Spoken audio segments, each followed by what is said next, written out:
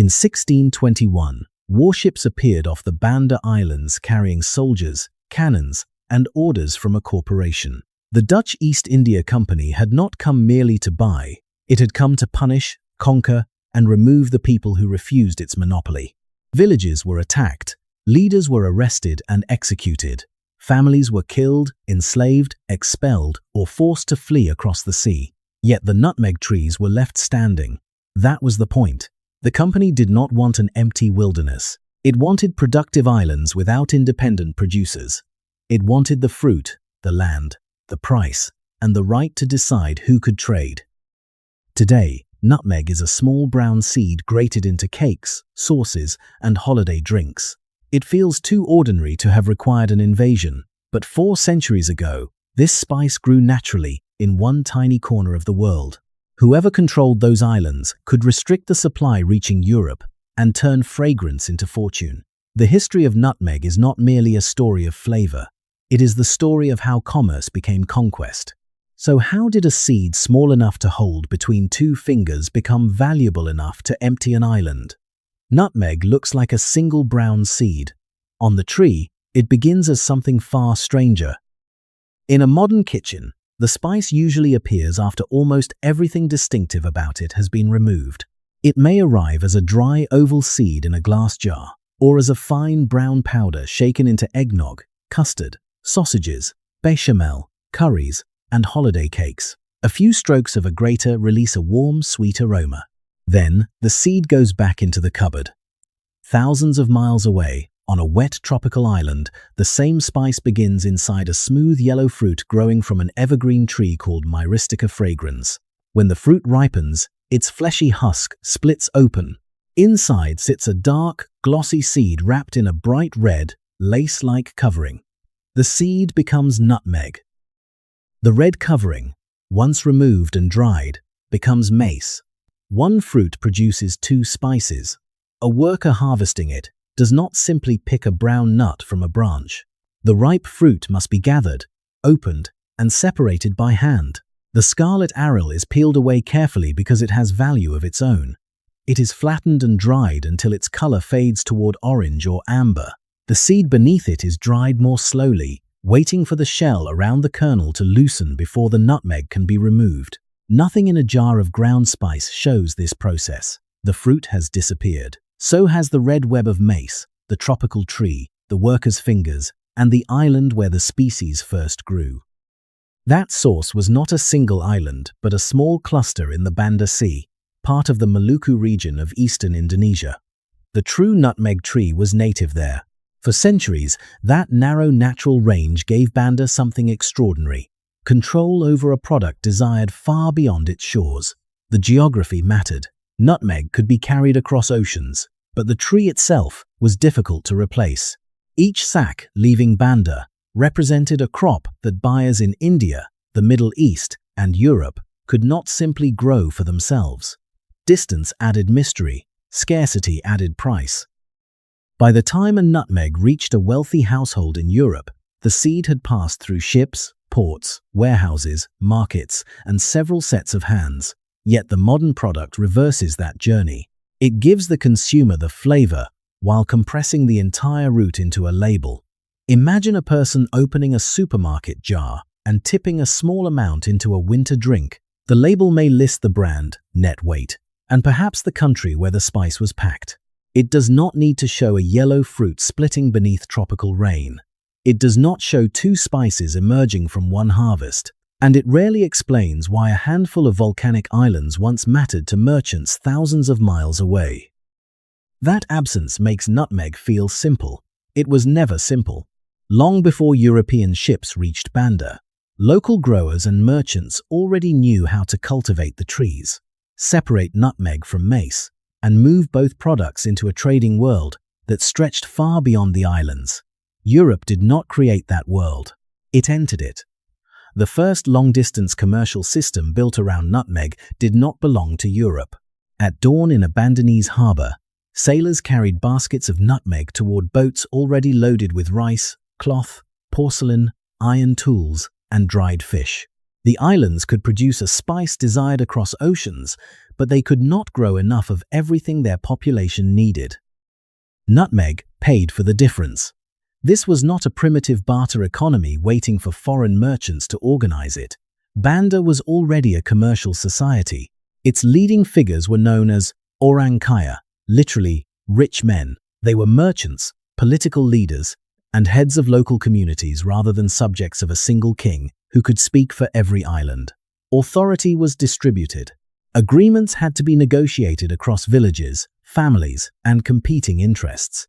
That structure suited a trading world built on repeated bargaining. A merchant arriving from Java might exchange rice and batik cloth for nutmeg. Another vessel could bring Indian calico, Chinese ceramics, metal goods from Bali, or sago from nearby islands. Banda also served as an entrepot where cloves, bird of paradise feathers, medicinal bark, and other goods moved between regional markets. The nutmeg harvest was central, but the harbor was never occupied by nutmeg alone. Bandanese sailors were not confined to the shore waiting for outsiders. They built substantial trading vessels and followed the monsoon winds across island Southeast Asia. Ships left on seasonal routes toward Sulawesi and the northern coast of Java, then returned through Bali, the Lesser Sunda Islands, and Timor. Some voyages reached as far west as Johor and Malacca. The islands were small. Their commercial horizon was not. Archaeology preserves fragments of that wider world. Chinese pottery appears in early layers on Banda, with Chinese, Vietnamese, and Thai ceramics becoming increasingly common in later centuries. Languages, religious practices, imported objects, and the mixture of resident traders all point to a society repeatedly reshaped by contact.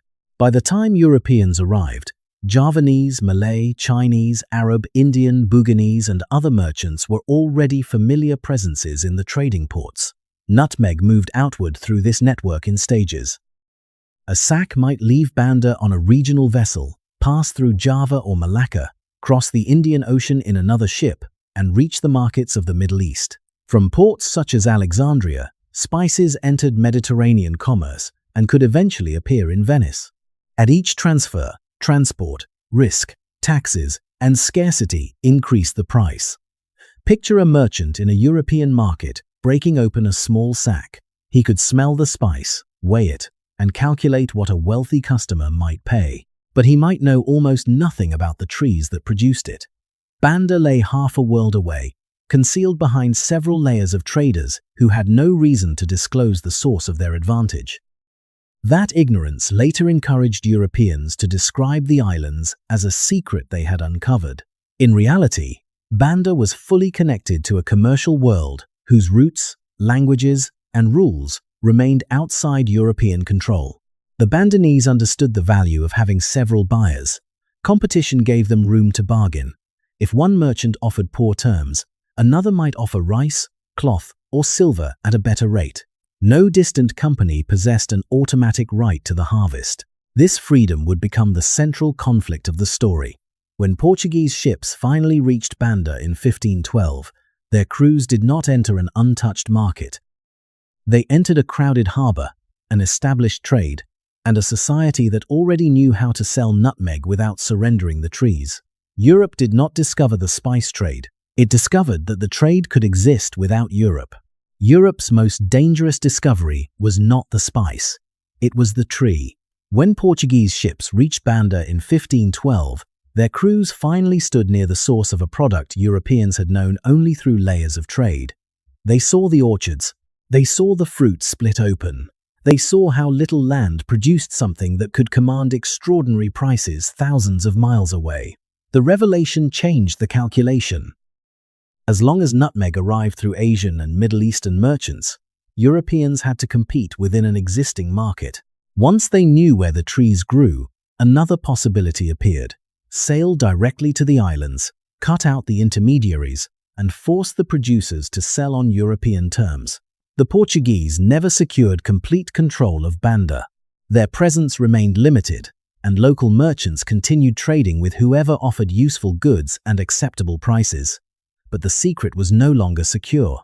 Charts improved, routes became more familiar, reports of the islands circulated through European ports. By the end of the 16th century, Dutch merchants entered the same race. A ship arriving from the Netherlands carried more than cargo. Its investors expected a return from a voyage that had crossed oceans, survived disease, storms, and enemy fleets. The temptation was obvious. If Dutch traders could buy nutmeg cheaply at its source and sell it in Europe where scarcity kept prices high, a single successful shipment could produce enormous profit. Competition among Dutch companies soon created its own problems. Rival syndicates bid against one another in Asian ports, raising purchase prices and weakening their bargaining power. In 1602, the States General chartered the Verenigde Oost-Indische Compagnie, the VOC, after consolidating the competing Dutch trading companies. This was not an ordinary trading firm. The VOC could make treaties, build forts, maintain soldiers, arm ships, appoint officials, and wage war in the name of commerce. Investors in Amsterdam owned shares in a corporation that could act overseas, with powers normally reserved for a state. That combination changed every negotiation in Banda. Imagine a meeting between Bandanese leaders and Dutch representatives. On the mat between them lies an agreement written in a European legal language, promising that nutmeg will be sold only to the VOC. The Dutch present the document as a contract. The Orang Kaya see something else, a demand that they abandon long-standing buyers, surrender their ability to bargain, and accept whatever price one foreign company chooses to pay. Both sides intended the trade to continue. The dispute was over who would dictate its terms. The Bandanese signed agreements under pressure, then continued selling to English, Javanese, Malay, and other merchants when those buyers offered better terms. To local traders, this was practical. To the VOC, it became proof that voluntary agreements could not be trusted. In 1609, Admiral Peter Willemzoon Verhoef arrived with a heavily armed fleet and instructions to strengthen Dutch power. He wanted permission to build a fort on Banda Neira. The fort was described as protection, but the Bandanese understood that permanent walls and cannon would allow the VOC to enforce demands long after the ships that carried them had departed. During negotiations, Verhoef and dozens of his men were ambushed and killed. Among the Dutch who survived the wider confrontation was Jan Pieter Zoon Cohen. The event would become part of the company's memory of Banda, evidence that the islanders were treacherous, violent, and undeserving of trust. The Bandanese remembered something different, a foreign force attempting to plant a military position beside the trees that sustained their society. After Verhoef's death, bargaining became harder to separate from punishment. More forts appeared. More ships patrolled the water. Contracts were backed by cannon. Every sack sold to a rival merchant could be described not as a commercial choice, but as defiance. The Dutch had arrived as buyers. Now they were beginning to behave as owners. Banda's resistance was not a refusal to trade. It was a refusal to trade with only one master. By the second decade of the 17th century, the Dutch East India Company had forts, armed ships, and contracts across much of the Banda Group. Yet one small island remained beyond its control. Run was narrow, steep, and easy to overlook on a map. Its value came from the nutmeg trees covering its slopes. For the Bandanese who lived there, those trees supported trade with several buyers. For the VOC, they represented a hole in the monopoly, one productive island where English merchants might still purchase nutmeg outside Dutch supervision. In late December 1616, Nathaniel Cawthorpe arrived with 2 English ships, the Swan and the Defence, and a small company of men. He did not come with enough force to conquer the whole archipelago. His mission was narrower: establish an English position, secure nutmeg, and prevent the Dutch from closing the last opening in the trade. The leaders of Run faced a dangerous choice. Dutch power was already visible across the water. English protection was uncertain and distant. Yet accepting the English offered one possible defense against being absorbed into the VOC system. Agreements were made placing Run under the sovereignty of King James I, at least in English records, and Cawthorpe began preparing the island for attack. English protection carried its own imperial price. The East India Company wanted privileged access to nutmeg just as urgently as its Dutch rival. For the people of Run, however, rivalry between foreign buyers could still create room to maneuver. One company's presence might keep the other from becoming the only company. That possibility was exactly what the VOC intended to eliminate. Courthope's position quickly became a siege. Dutch forces controlled much of the surrounding sea. One of his ships was captured, the other was lost after leaving in search of supplies. The English garrison and the island's inhabitants had to maintain defenses with limited gunpowder, food, and hope of reinforcement. Picture Courthope walking along an improvised fortification above the shore. Beyond the trees, Dutch vessels wait in the channel. Behind him, nutmeg continues to ripen. The crop that makes the island valuable also makes retreat impossible. If he abandons run, the English lose their foothold. If the islanders surrender, they lose the competition that had allowed them to bargain. The standoff lasted for years. Messages had to pass between islands through waters watched by the Dutch. Supplies diminished. Courthope wrote dispatches describing his position and asking for help. In 1620, while traveling by boat, he was intercepted and killed. His death did not resolve the larger question. The VOC could occupy forts and capture ships, but Bandanese merchants continued seeking buyers beyond the company's network. Nutmeg moved in small boats, through unofficial channels, and toward anyone willing to pay. Each unauthorized sale exposed the limit of Dutch authority. A monopoly written in a contract meant little if growers and traders could still reach another vessel. To company officials, this looked like repeated betrayal. To the Bandanese, it was the continuation of a commercial life that had existed before the VOC arrived. Jan Pieterszoon Cohen no longer believed that stronger agreements would solve the problem.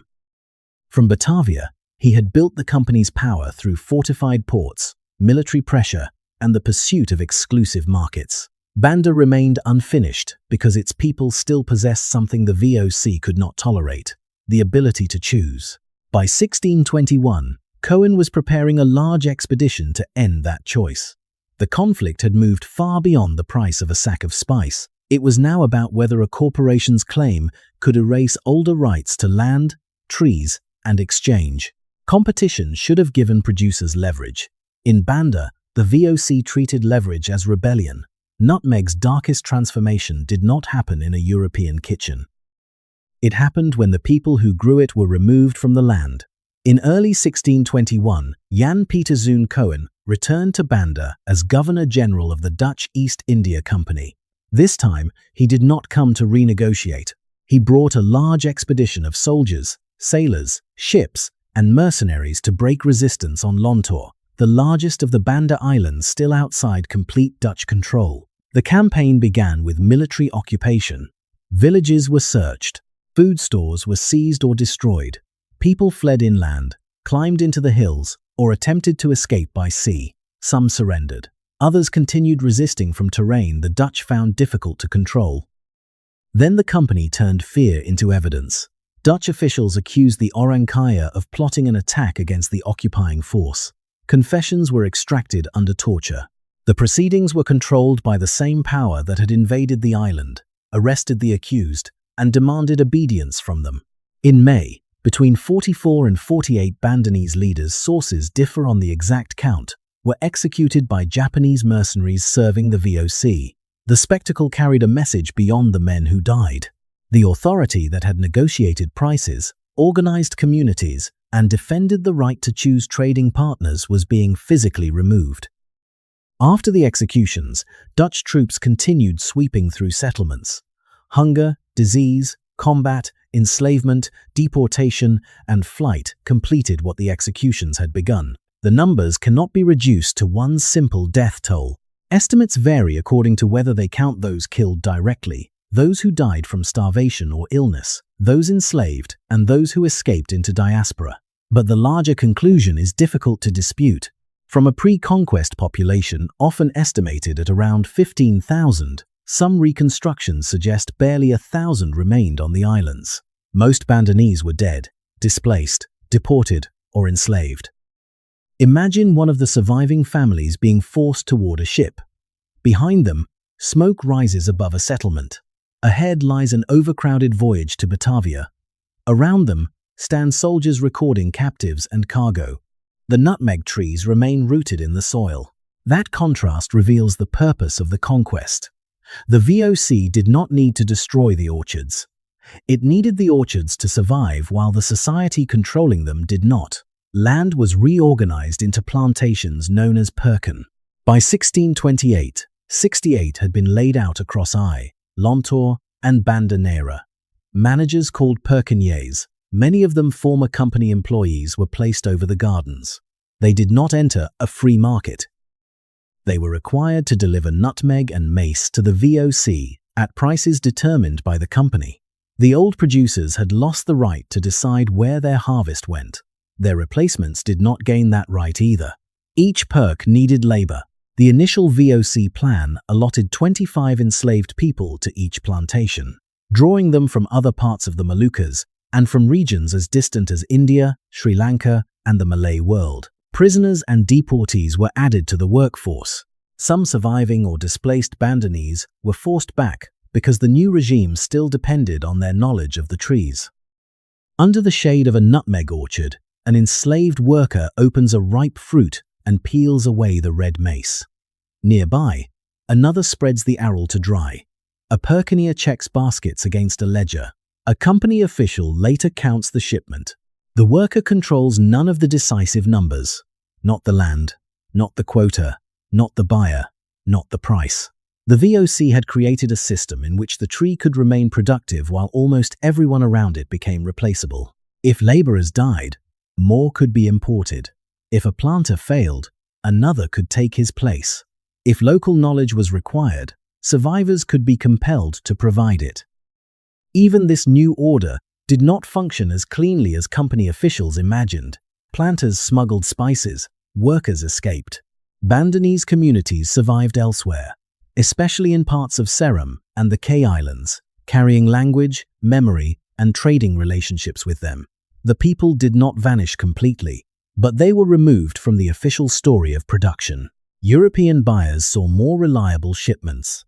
VOC investors saw controlled supply. The plantation ledger recorded trees, harvests, and deliveries. It did not record what had been destroyed to make those figures possible. The company did not conquer Banda because nutmeg production had failed. It conquered Banda because the producers refused to surrender their freedom. The monopoly was not built after the conquest. The conquest was the machinery that built the monopoly.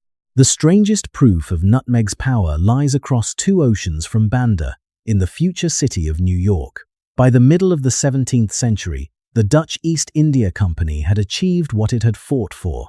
The Bandanese trading order had been shattered. Most of the islands were under Dutch control.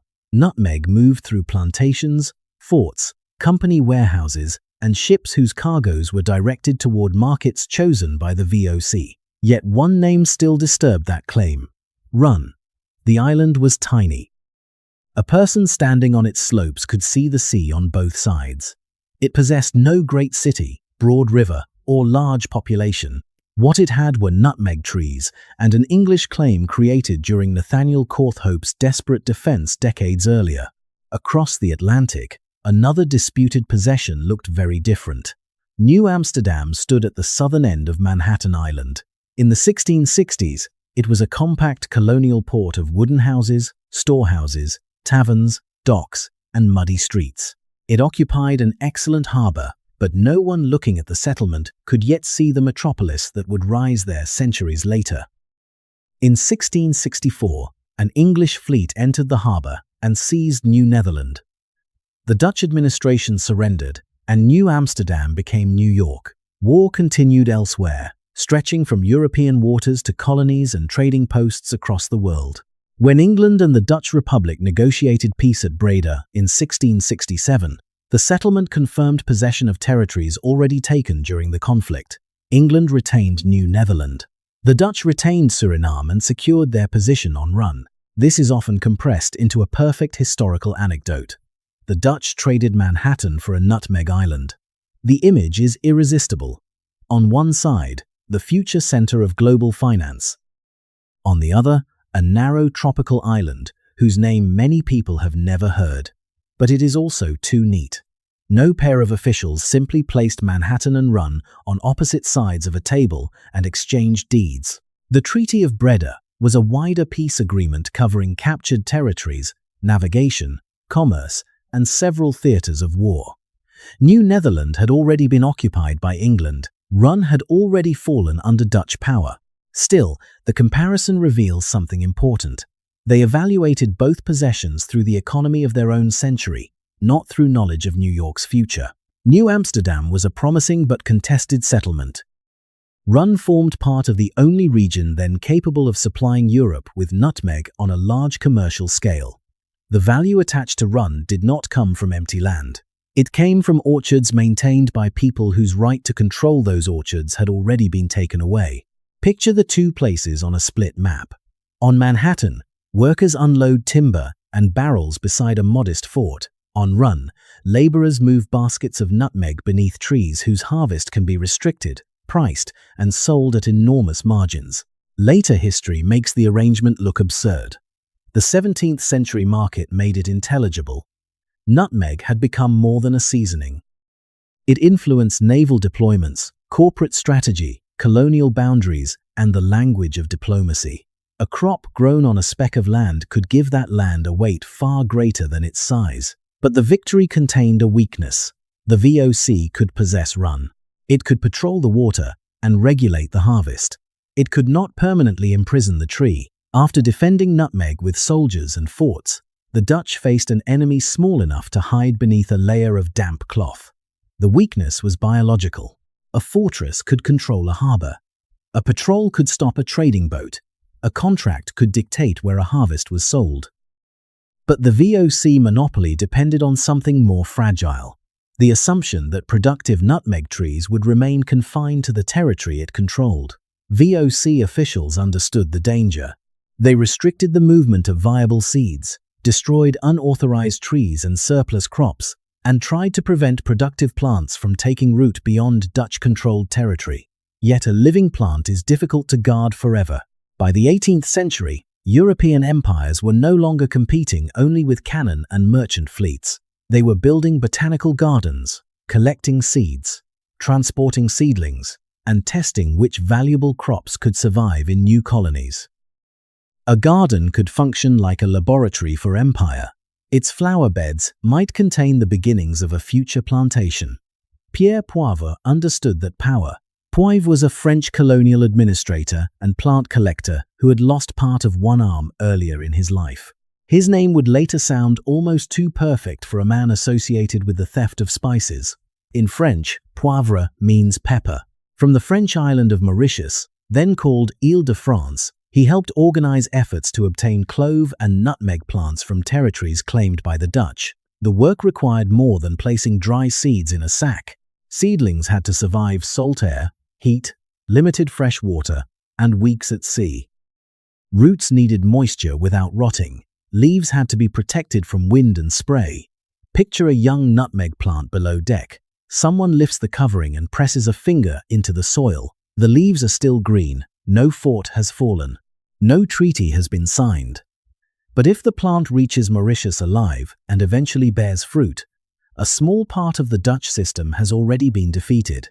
Nutmeg and clove plants reached the botanical garden at Pamplemousses, where colonial officials attempted to reproduce the conditions of the Spice Islands. Not every plant survived, but a successful Mauritian nutmeg harvest followed in 1778. The transfers did not instantly end Dutch dominance. They changed the principle. Banda was no longer the only place from which Europeans could imagine building a supply. War accelerated the process. During the Napoleonic era, British forces captured Banda Nera in 1810. The occupation gave British imperial networks direct access to orchards and cultivation knowledge. Nutmeg was propagated in other possessions. By 1820, Bencoolen in Sumatra reportedly held around 100,000 trees. Production later expanded in places including Ceylon, India, and the Caribbean. Grenadian official histories conventionally date the island's commercial nutmeg story to 1843, when a merchant ship stopped there while traveling from the East Indies toward England. The tree adapted well. On a Caribbean hillside, a farmer could eventually split open the same yellow fruit once associated almost exclusively with Banda and find the same red mace wrapped around the seed. The plant had escaped the monopoly. Breaking the Dutch hold did not free nutmeg from colonial exploitation. Moving nutmeg beyond Banda weakened the VOC's ability to preserve scarcity. It also placed the crop inside new colonial economies, new systems of land ownership, and new forms of labor. Botanical transfer spread production without repairing what had happened at the place of origin. Over time, a wider growing region made nutmeg easier to purchase and harder to connect to one particular island. It became a standardized ingredient: whole seed, ground powder, essential oil, flavoring. The spice could enter a factory, a warehouse, or a supermarket without carrying an account of how its geography had been rewritten. The Dutch had tried to defend nutmeg by controlling territory. Their rivals learned to move the territory inside the seed. Nutmeg escaped the islands. The memory of what happened there did not travel nearly as well. The next time nutmeg appears in a kitchen, it may still seem small: a brown seed, a metal grater, a few fragrant shavings falling into a drink or across the surface of a dish. Nothing about that moment requires the person holding it to think of the Banda Sea. The fruit is no longer visible. Neither is the scarlet mace wrapped around the seed, the harbor where Asian merchants once bargained over the harvest, or the leaders who refused to surrender their right to choose a buyer. There is no fort on the label, no warship, no plantation ledger, no record of the families forced toward the shore while the trees remained behind. But the seed carries the shape of that history, even when the packaging does not. First, people learned to trade it, then others learned to locate it. To protect the price, they tried to control the tree. To control the tree, they claimed the island.